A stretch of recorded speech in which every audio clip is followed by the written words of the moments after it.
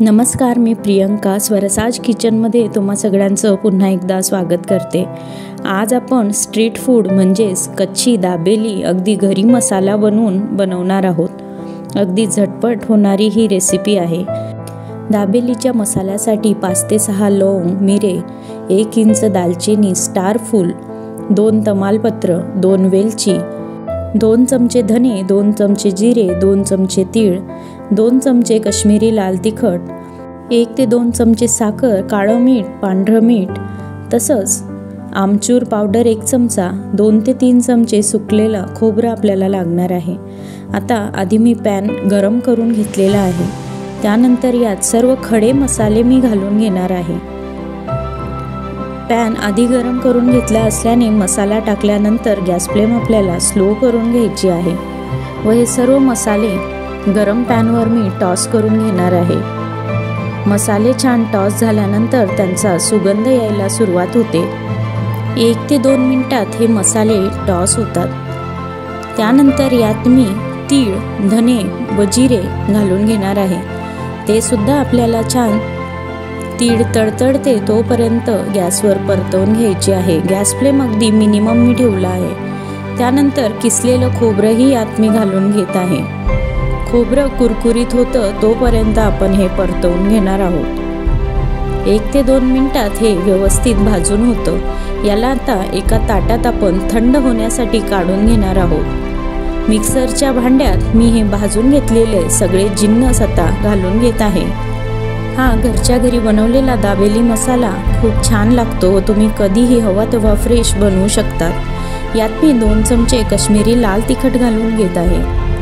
त्यानंतर आपण चमचा पांढरं मीठ व चवीसाठी अर्धा चमचा काळं मीठ मी वापरलेलं आहे। त्यानंतर 1 ते 2 चमचे साखर मी येथे घेत आहे व 1 चमचा आमचूर पावडर आपण घालून हे मिश्रण बारीक वाटून घेणार आहोत। छान असा मसाला आता तयार आहे। त्यानंतर गोड चटणी बनवण्यासाठी 1 भाग चिंच तर अर्धा भाग गूळ या प्रमाणे आपण घेणार आहोत। एका कुकरमध्ये अर्धा ग्लास पाणी टाकून गूळ आणि चिंच आपण घालून घेणार आहोत। तसेच चवीनुसार लाल तिखट यात मी घालून घेत आहे व थोडंसं मीठ आपण याच्यात घालून घेणार आहोत। त्यानंतर 1 चमचा जिरा पावडर मी यात टाकत आहे।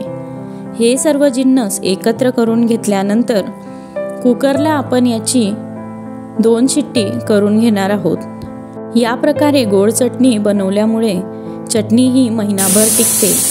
आता 2 शिट्ट्या झालेल्या आहेत। कुकर थंड झाल्यानंतर तुम्ही पाहू शकता सगळं छान शिजलेलं आहे। हे आता मॅशरने मॅश करून घ्यायचं आहे। तुम्ही हे हाताने देखील मॅश करून घेऊ शकतात। याला आता आपण गाळून घेणार आहोत। त्यासाठी खाली मी स्टीलचा डबा घेतला आहे व वर सूप गाळण्याची गाळणी आपण येथे वापरणार आहोत। मॅश केलेला गूळ चिंच आता आपण या चाळणीत टाकून घेणार आहोत व हे आपल्याला चमच्याच्या सहाय्याने या प्रकारे गाळून घ्यायचं आहे, जेणेकरून चिंचेच्या दोऱ्यांसारखा भाग असतो तो व गुळात काही खडा वगैरे असल्यास तो बाजूला होतो।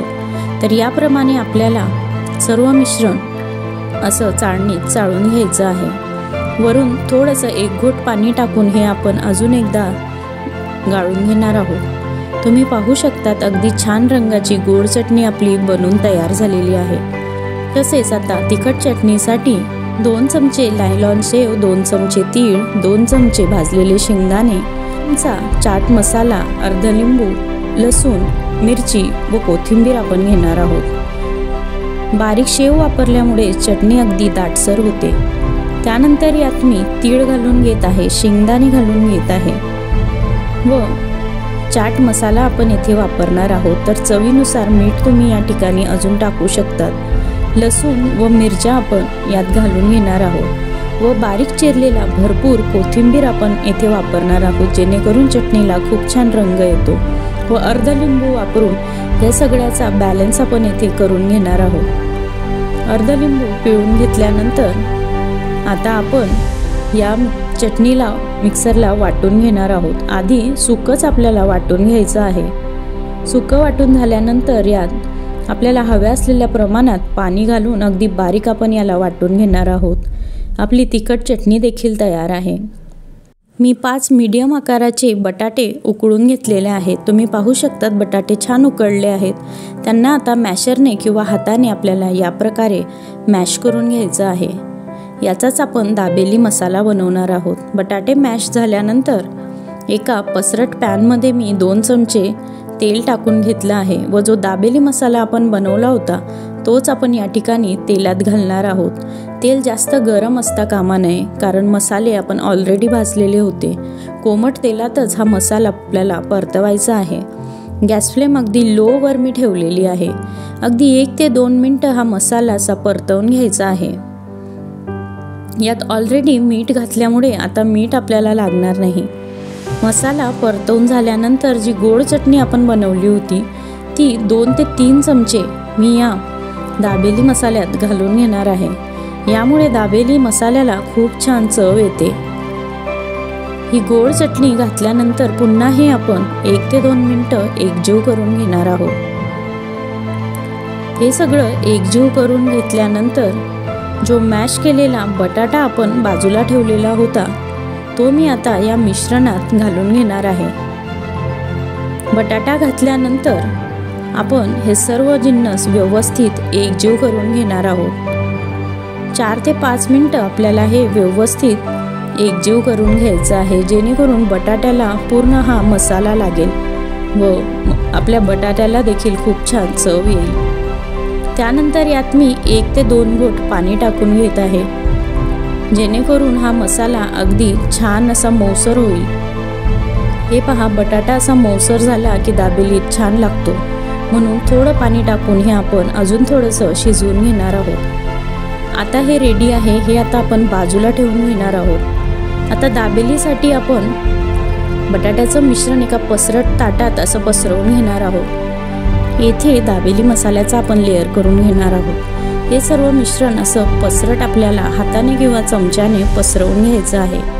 हे असे लेयर्स बनवून घेतल्यामुळे दाबेली बनवताना आपण पटकन दाबेली सर्व करू शकतो. यावर आता बारीक चिरून घेतलेला 1 कांदा मी असा पसरवून घेणार आहे.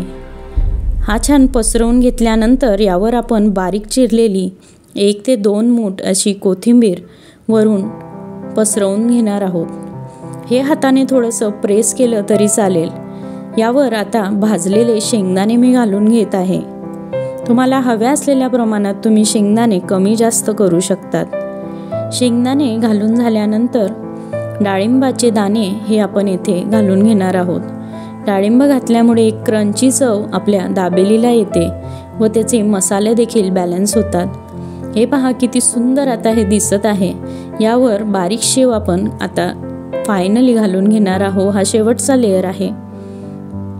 अगदी सुंदर लेयर्स आणि कलरफुल दाबेलीचा मसाला आपला बनवून तयार झालेला आहे. मुंबईला जुहू बीचला जी दाबेली आपण खातो त्याप्रमाणेच हे सगळं सुंदर दिसत आहे.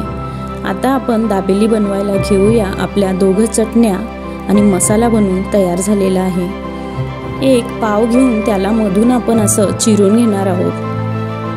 त्यानंतर त्याचे 2 भाग झाल्यानंतर एका भागाला मी हिरवी चटणी लावून घेणार आहे, तर दुसऱ्या भागाला आपण गोड चटणी या ठिकाणी लावून घेणार आहोत, जेणेकरून अगदी छान आंबट गोड अशी चव आपल्या दाबेलीला येणार आहे. चटणी तुम्हाला हव्या असलेल्या प्रमाणात तुम्ही कमी जास्त वापरू शकतात. त्यानंतर जो मसाला आपण बनवून ठेवला होता तो 2 ते 3 चमचे आपण येथे दाबेलीत अगदी दाबून दाबून असा भरून घेणार आहोत. त्यानंतर भाजलेले शेंगदाणे त्यावर घालणार आहोत. तसेच फायनली ही दाबेली आपण बारीक शेवेने सजवणार आहोत व याला दोघी हाताचा वापर करून असा दाबून घेणार आहोत. आता आपली दाबेली तयार झाली आहे. तिला आता 2-3 बाजूने असं बारीक शेवमध्ये घोळवून घ्यायचं आहे व हिला आता आपण क्रिस्पी असं शेकून घेणार आहोत. त्यासाठी तव्यावर मी बटर टाकून घेत आहे. बटर टाकून घेतल्यानंतर मीडियम फ्लेमवर आपल्याला दाबेली क्रिस्पी होईपर्यंत 2 बाजूने शेकून घ्यायची आहे. हे पहा, अगदी छान असं दाबेली एका बाजूने शेकून तयार झालेली आहे. याच प्रकारे 1-2 दाबेल्या अजून बनवून याच तव्यावर आपण शेकून घेऊ शकतो. मी अजून एक दाबेली बनवून शेकून घेतली आहे. तुम्ही वरचा लेअर पाहू शकता, छान क्रिस्पी बनलेला आहे. तुम्ही देखील ह्या चटपटीत दाबेलीचा आनंद उठवा आणि चॅनलला सबस्क्राईब करायला विसरू नका. बेल आयकॉन देखील प्रेस करा. धन्यवाद.